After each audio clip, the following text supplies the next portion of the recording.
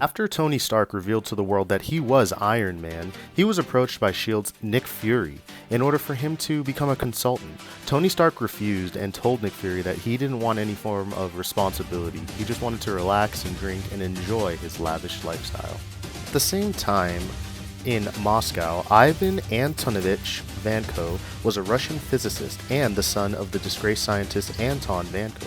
When Anton's father died, penniless due to the actions of Howard Stark, Vanko swore to seek revenge by targeting Howard Stark's son, Tony Stark, recreating an arc reactor based on his father's design and designing an armor similar to Iron Man's, not just the same but better.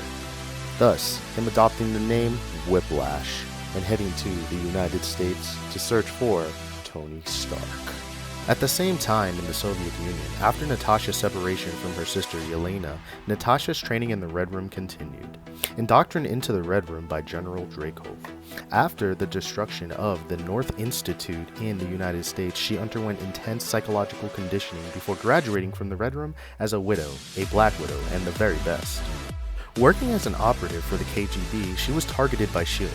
before given the chance, the ultimatum, to defect the KGB to join S.H.I.E.L.D. after spending 10 days in Budapest with Clint Barton.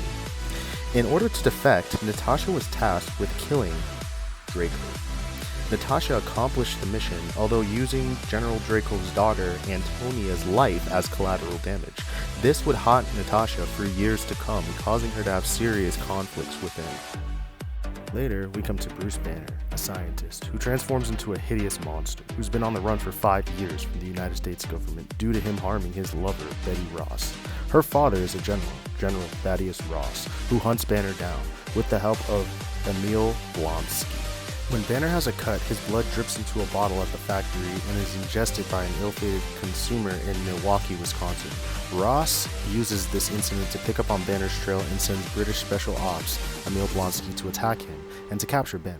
Banner then makes an escape to the battling factory he works in, going against the military brigade and everyone else, forcing him to transform into what we know later to be the Incredible Hulk.